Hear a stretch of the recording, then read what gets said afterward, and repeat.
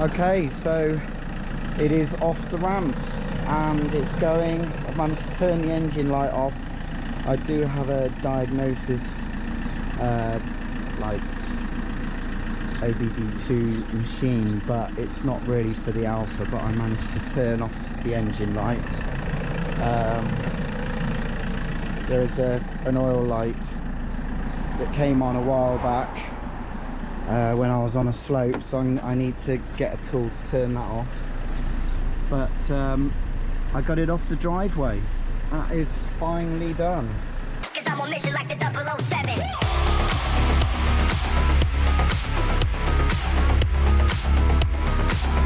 No, it's not the coronavirus.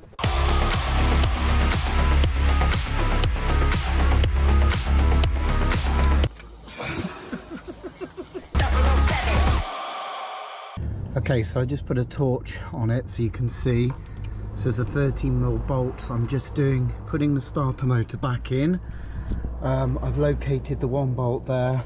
It was a little bit tricky, but I had to actually refer back to my video to see which way round this was. So I'm just tightening. There's two wires coming in. It feeds into the top here. And I'm just tightening it up. And now I've got to get the two. You just use a torch. Don't know if you can see in there. I've just got to now. There's two other bolts. I think you can just see the top of the starter motor. I now just got to put the two bolts at the top and just put them in with the little tiny socket that I use to get them off. Right, okay, so I can't see if I can do this with one hand. This is a tricky bolt to get on, but I was able to get this over the nut just and tighten it up, so I didn't have to take the exhaust pipe off. So yeah, now I'm just doing this up. This is the last gearbox bolt to do up. Okay, so engine gearbox bolts all on, starter motors on, all torqued up. Now to get the driver's side drive shaft on, so it's basically everything in reverse.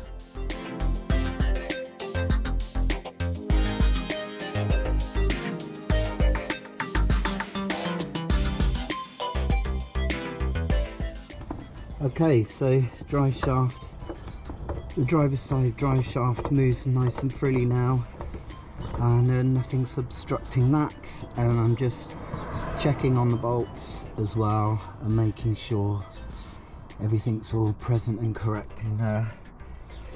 I'm also just going to put a little bit of grease on the end here. Doesn't do any harm. Because whilst it's been standing, a little bit of not surface rust or whatever, so I'm just going to put a little bit of grease in here. I'm just using an old chisel or my grease applicator. Get all that in there.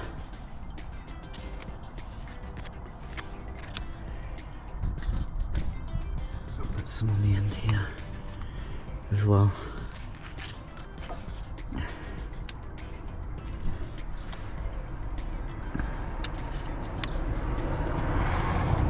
Just try and do everything bit by bit, check and double check everything you're doing.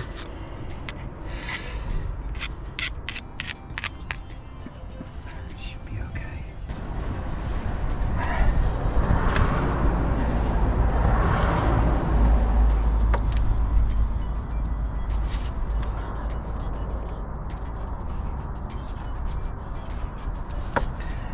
Just put a little bit of grease on the inside as well. It's messy stuff.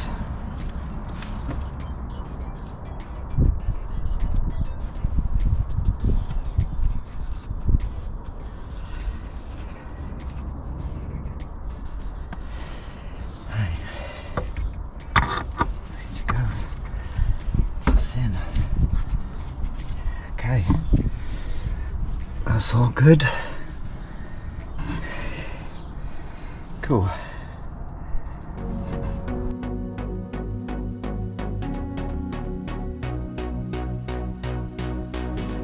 So I'm having problems with that drive shaft at the moment, but I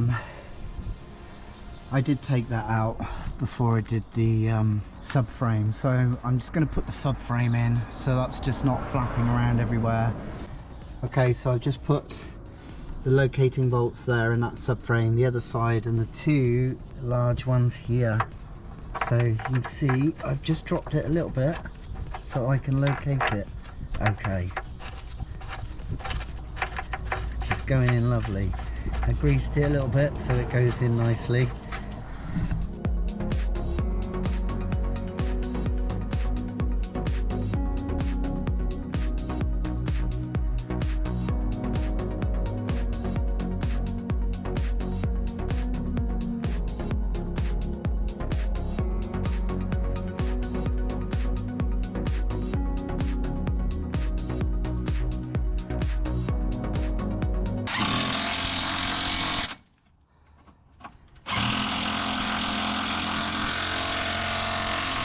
Okay, so after a bit of faffing, I've actually got the passenger side drive shaft in.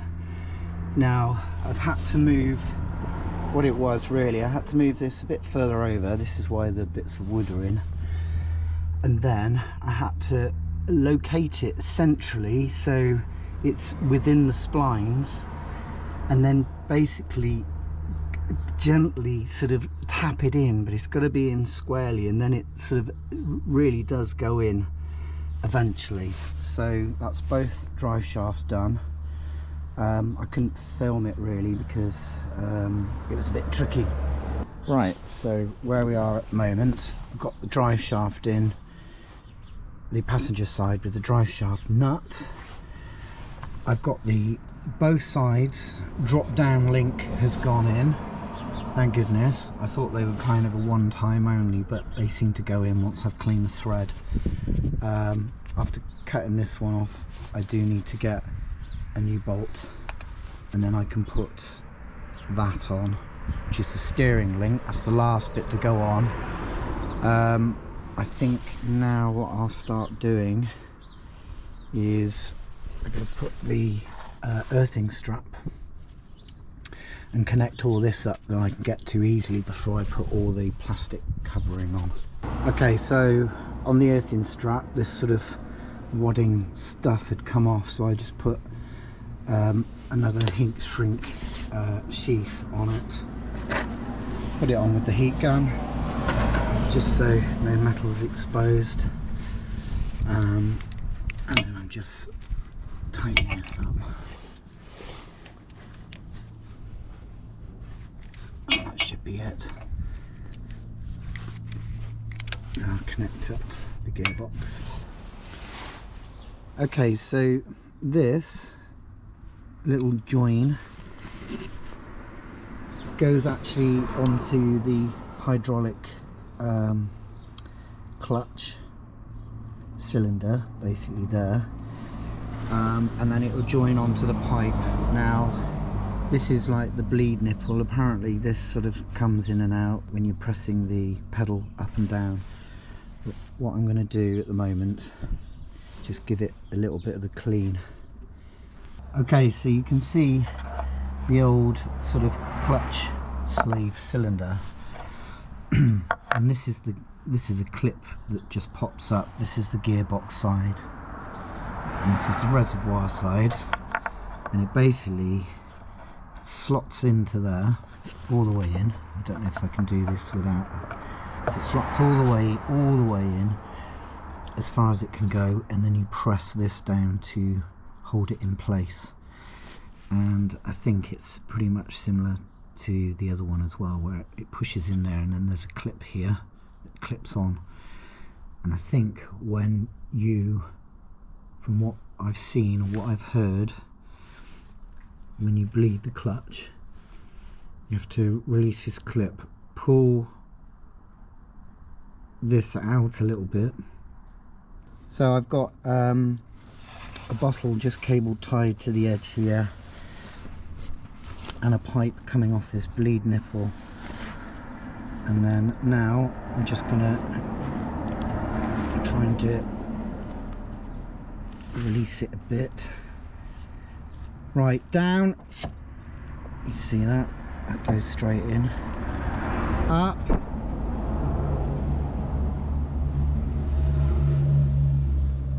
Down. Up.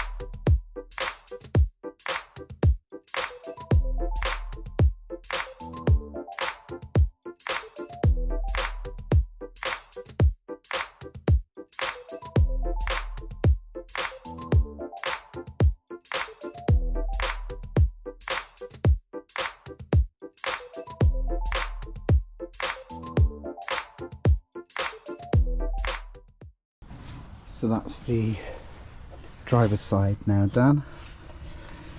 All the electronics are collected up. All the brake shoes are on. Oh yeah, and I've got to put this on.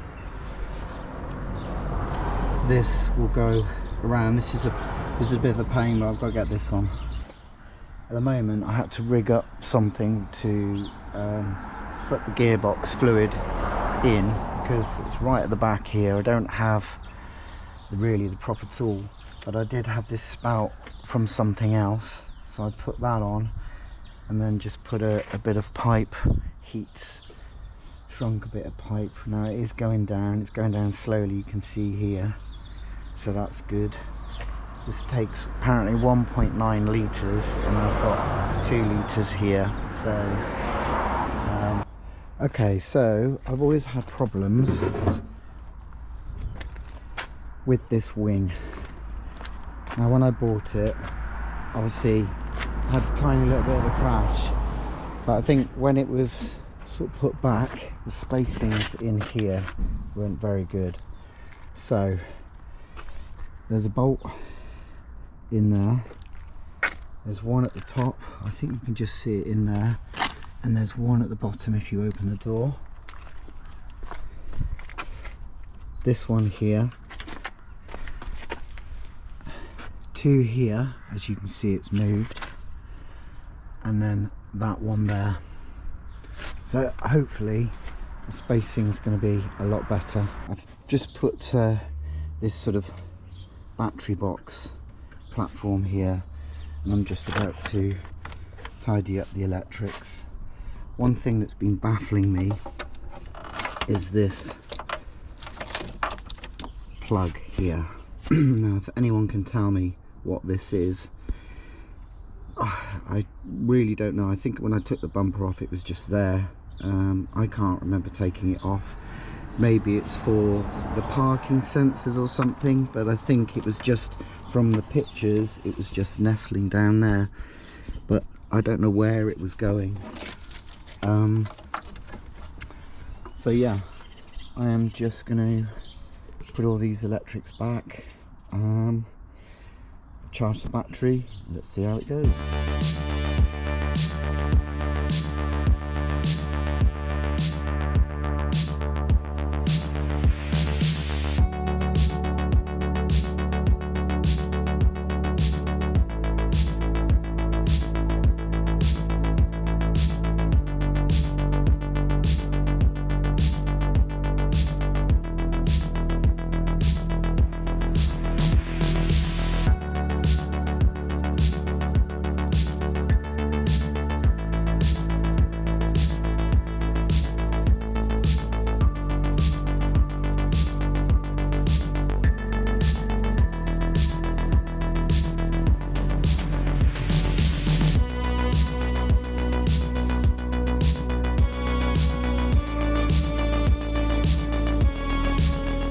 That's the battery, the electrics all in together.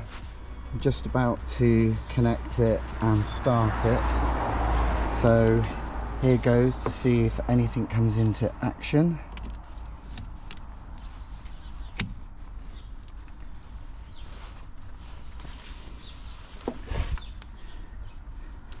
And we just see how it goes.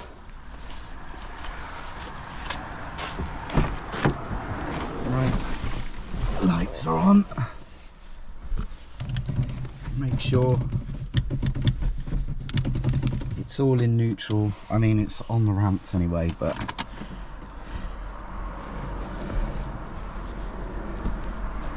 let's see. There we go. Engine lights on. I don't know why, but that may be because I've just been taking stuff apart. Hill holder unavailable. Well, we'll see all that. I can turn all those lights off, but it started straight away. Let's see if I can put it into gear.